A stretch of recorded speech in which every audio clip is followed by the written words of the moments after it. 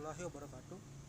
Perkenalkan, saya Muhammad Asrul dari Prodi Agribisnis, NIM 09105809200026. Saya akan memaparkan materi yang telah disampaikan oleh Ibu Iranita pada pertemuan sebelumnya. Arti dan klasifikasi produk. Produk diartikan sebagai sekumpulan atribut berupa fitur, fungsi, manfaat, dan penggunaan yang digunakan untuk memberikan kepuasan konsumen. Produk merupakan salah satu indikator dalam melakukan pencarian, pembelian, penggunaan, dan evaluasi produk. Klasifikasi produk. Istilah klasifikasi produk ini akan sering kita temukan dalam dunia praktik. Klasifikasi produk diantaranya yaitu 1. Berdasarkan fisiknya. Produk yang berwujud. Produk yang berwujud disebut barang, misalnya beras, sayur, meja, kursi, dan lain-lain. Dalam hal barang ini, kita perlu mengetahui beberapa macam barang, yaitu 1. Barang konsumsi, 2. Barang industri, yang ketiga barang komplementer, 4. Barang substitusi. B. Produk yang tidak berwujud. Produk yang tidak berwujud biasanya disebut jasa. Sebagai contoh, universitas menghasilkan produk berupa jasa pendidikan, rumah sakit memasarkan produk yang berupa jasa kesehatan, perbankan memasarkan jasa keuangan, dan salon kecantikan memasarkan jasa kecantikan. 2. Berdasarkan tujuan pemakaiannya. Barang konsumsi. Barang konsumsi terbagi menjadi 3, yaitu convenience goods, yang sering kita beli berulang kali, harga barang relatif murah, misalnya minuman ringan, permen, dan lain-lain. Yang kedua, shopping goods. Barang belanjaan ini berharga lebih mahal daripada barang convenience. Kita membutuhkan waktu untuk membanding-bandingkan, apakah membandingkan merek, kualitas, harga, atau tempat penjualannya. Barang-barang dalam kelompok ini adalah baju, furnitur, perlengkapan rumah tangga, dan lain-lain.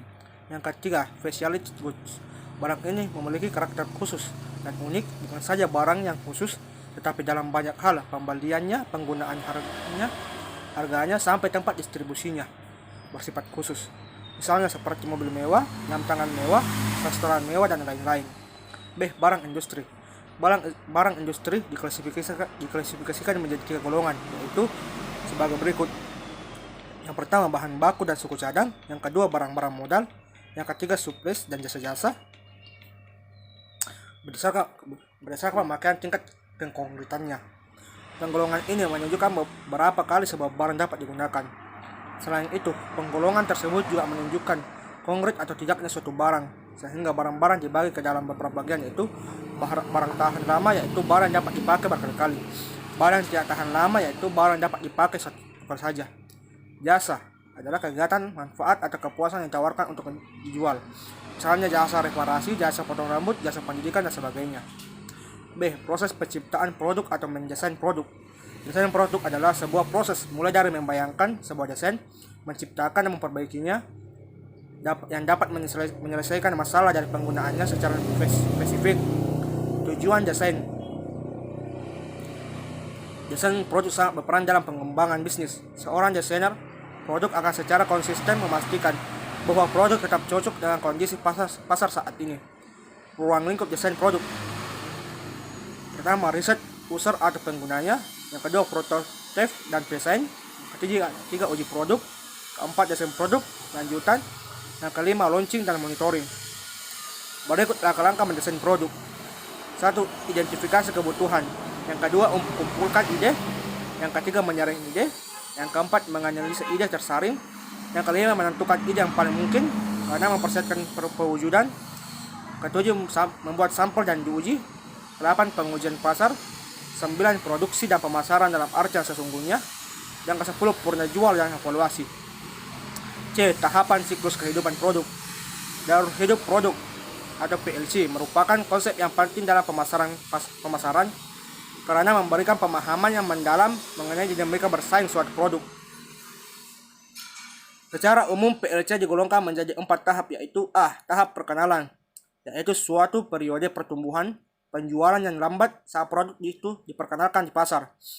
Ciri-ciri umum tahap ini adalah penjualan yang masih rendah, volume pasar berkembang lambat karena tingginya market resistance, persaingan yang masih relatif kecil, tingkat kegagalan relatif tinggi, masih banyak dilakukan modifikasi produk dalam pengujian dan pengembangannya, biaya produk dan pemasaran sangat tinggi.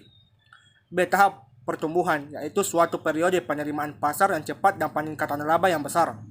Tahap ini dibedakan menjadi dua kelompok, yaitu pertumbuhan cepat dan pertumbuhan lambat.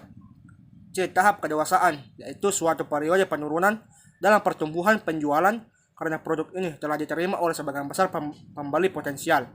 Tahap ini dibagi menjadi tiga fase, yaitu growth maturity, stable maturity, dan design maturity. D. Tahap penurunan, yaitu periode yang saat penjualan menunjukkan arah yang menurun dan laba yang menipis. Pada tahap ini ada beberapa alternatif yang harus dilakukan, yaitu pertama, menambah investasi agar dapat mendominasi atau menempati posisi persaingan yang baik. Yang kedua, mengubah produk atau mencari penggunaan atau manfaat baru pada produk. Yang ketiga, mencari pasar baru. Keempat, tetap pada tingkat investasi perusahaan saat ini sampai ketidakpastian industri dapat diatasi. Yang kelima, mengurangi investasi perusahaan secara selektif dengan cara meninggalkan konsumen yang kurang menguntungkan tetapi menambah investasi untuk kelompok kecil konsumen yang masih setia dan menguntungkan. D. Keputusan daur produk. Bauran produk merupakan upaya melakukan diferensiasi pemasaran produk di mata konsumen untuk memudahkan konsumen mengenali produk yang dipasarkan perusahaan. Menurut Stanton, strategi bauran produk terdiri dari beberapa bagian, yaitu A. Perluasan bauran produk.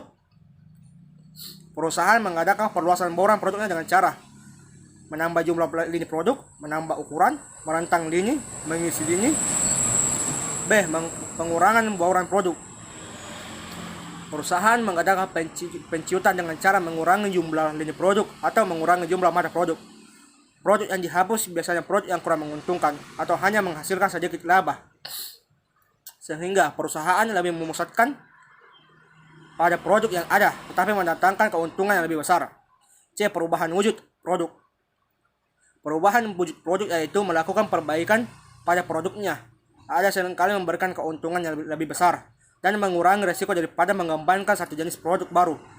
Perubahan tersebut dapat berupa perubahan desain atau mendesain kembali, perubahan kemasan, perubahan bahan baku. D. Memposisikan produk. Salah satu faktor yang mempengaruhi laba perusahaan adalah kemampuan dan keterampilan manajemen dalam menentukan posisi produknya secara tepat di pasar. Dalam memposisikan produknya, perusahaan harus mampu menempatkan secara cepat, terutama dalam menghadapi produk pesaing.